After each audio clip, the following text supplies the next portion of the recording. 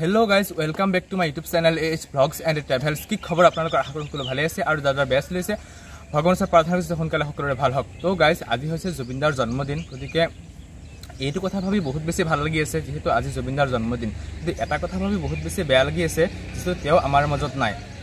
যোৱা 19 সেপ্টেম্বৰ তাৰিখে তেও আমাৰ মাজৰ পৰা নাইকিয়া হ'ল আৰু আজি হৈছে 18 নৱেম্বৰ ন আজি হৈছে 18 নৱেম্বৰ তেখেতৰ জন্মদিন। গতিকে তেখেতৰ জন্মদিন উপলক্ষে অকণমান ওলাইছো মানে এটা প্ৰগ্ৰাম আছে লংকাত মানে তেখেতৰ জন্মদিন উপলক্ষে এটা প্ৰগ্ৰাম পাতিছে তালৈকে আমি যাব ওলাইছো।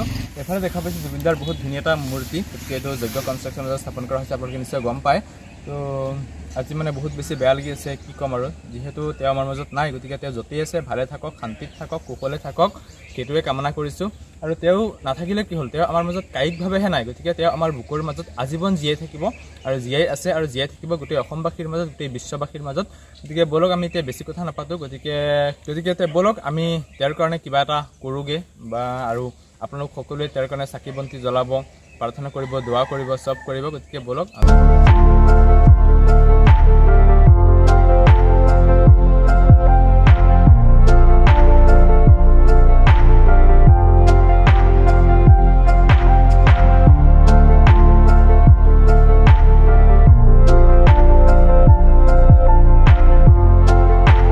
আমি আহি লংকা পাৰ হৈ আহিলো। তো আমি পাই যাম আমাৰ মেইন যিটো লোকেশ্যন আছে সেইটো কি আছে লোকেশ্যনটোৰ নাম সেঞ্চুৰী ফিল্ড।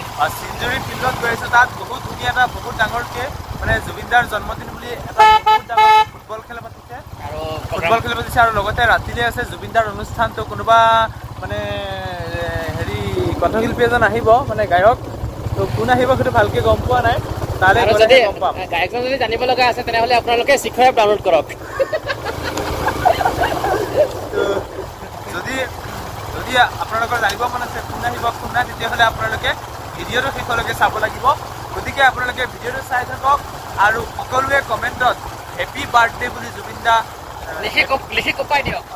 হেপী বাৰ্থডে जुबिनदा বুলি লিখক আৰু লগতে জাষ্টিছ ফৰ জুবিন গাৰ্গ লিখিবলৈ একেবাৰে নাপাহৰিব। কিয়নো চাওক जुबिनदाৰ মৃত্যুৰ আজি বহুদিন হৈ গ'ল প্ৰায় 2 মাহ 3 মাহে হ'বহি আৰু কিছুমান পিছত 2 মাহ পাৰ হৈ গ'ল এতিয়ালৈকে তেওঁ ন্যায় পোৱা নাই। কিয় ন্যায় পোৱা নাই গতিকে जुबिनदाৰ ন্যায় আমাক লাগিবই আৰু আপোনালোকে কমেণ্ট বক্সত কমেণ্ট কৰক জাষ্টিছ ফৰ জুবিন গাৰ্গ মানে একদম কপাই দিয়ক। অলৰেডি বিশ্ববাসীয়ে গম পালে। আমি এতিয়া আহি সেঞ্চুৰী ফিল্ড পাই গ'লোহি। তো এইখন হৈছে ফিল্ড ইয়াতে পৰা মানে খেল চলি আছিল। আমি আহি পাওঁতে খেল শেষ হৈ গ'ল। তো আমি আহি পাওঁতে মানে খেল শেষ হৈ গ'ল। তো এতিয়া মানে খেলৰ বঁটা বিতৰণি চলি আছে আৰু অলপ পিছতে হ'ব চাগে जुबिनदाৰ প্ৰগ্ৰাম। একদম ধুনীয়াকৈ আমি যিহেতু খেল নাপালোঁ তো जुबिनदाৰ প্ৰগ্ৰামটো উপভোগ কৰিব লাগিব। তো চাই দিয়ক আপোনালোকে ভিডিঅ'টো।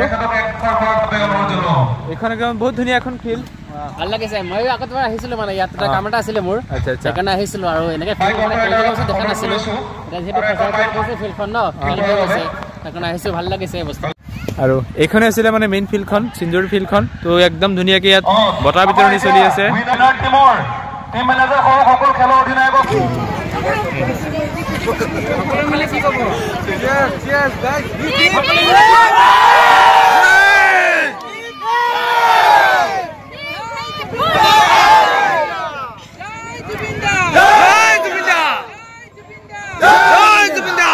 মোৰ পিছফালে দেখা পাইছে সেঞ্চুৰী ফিল্ডৰ এটা বহুত ধুনীয়া ভিউ। তো ইয়াতে হৈছিল মানে খেলখন ফুটবল শেষ এতিয়া প্ৰায় একদম খেল শেষ মানুহবিলাক ঘৰা ঘৰি যাব লৈছে আৰু ৰাতিলৈ আছে মানে जुबिनदाৰ প্ৰগ্ৰাম আছে একদম পূৰা ধুনীয়াকৈ जुबिनदाৰ জন্মদিন বুলি আমি প্ৰগ্ৰাম চাবলৈ আছোঁ অলপ সময়। যদি বহুত বেছি দেৰি হয় যামগৈ আমাৰ গাঁৱতো আছে প্ৰগ্ৰাম তাতে চামগৈ নহ'লে আৰু যদি দেৰি নহয় ইয়াতে চাম। তো আহিলোঁ বহুত বেছি ভাল লাগিল কিন্তু মানে আমি আহোঁতে মানে খেলটো মানে শেষ হৈ গ'ল।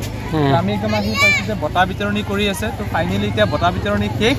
তো মানুহবিলাক লাহে লাহে ঘৰলৈ গৈ আছে। আমি আছোঁ অলপ সময় যদি প্ৰগ্ৰাম হয় থাকিম আৰু যদি প্ৰগ্ৰাম নহয় গুচি যাম। আমাৰ তাতে হ'ব ধুনীয়া এটা প্ৰগ্ৰাম তাতে গৈ চামগৈ বা ইয়াত চালেও চাম মানে চালেই হ'ল ক'ৰবাত। আৰু শেষত আকৌ কওঁ এইটো এটা ড্ৰোন শ্বট লৈছোঁ মই। এইফালে আছে আমাৰ এতিয়া আমি আহি আকৌ লংকা পাই গ'লোহি। মানে जुबिनदाৰ প্ৰগ্ৰামটো আমি তাত নাচালোঁ মানে বহুত দেৰি হ'ব ৰাতি বহুত দেৰি হ'ব আৰু মানে ঠাণ্ডা দিন ন আৰু সেইকাৰণে মানে গুচি আহিলোঁ। এতিয়া লংকালৈ গৈ আছোঁ মানে লংকা পাই গ'লোহি আহি লংকা। তো ধুনীয়াকৈ কিবা এটা খাম খাই কৰি মানে বস্তু এটা ল'ব লগা আছে সেইটো লৈ গুচি যাম। তো আমাৰ গাঁৱতে ধুনীয়াকৈ মানে जुबिनदाক শ্ৰদ্ধাঞ্জলি জনাব আৰু তাতে জন্মদিন পাতিছে, একদম ডাঙৰ অনুষ্ঠান হ'ব, তাতে আমি চাম। নে কি কোৱা?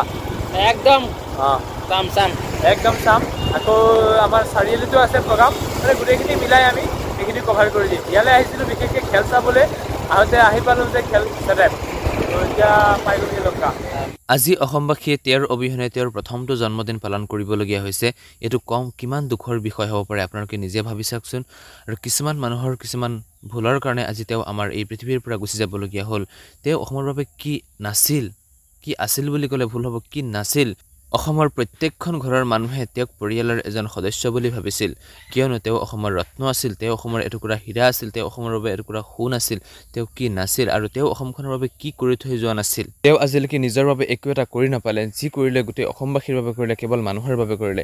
এই 52 বছৰ বয়সত তেওঁ যিখিনি কৰি থৈ গ'ল ন, সেইটো আগন্তুক 500 বছৰলৈকে কোনেও পূৰাব নোৱাৰে। জুবিন দা, তুমি আমাৰ মাজত নাথাকিলে কি হ'ল? তুমি আমাৰ মাজত কায়িকভাৱেহে নাই, তুমি অসমবাসীৰ বুকুৰ মাজত, আমাৰ হৃদয়ৰ মাজত আজীৱন জীয়াই থাকিবা। য'তেই আছা, শেষত আকৌ কওঁ, য'তেই আছা ভালে থাকা, কুশলে থাকা, শান্তিত থাকা, আৰু তাৰ পৰাই যেন আমাক আশীৰ্বাদ দি থাকা।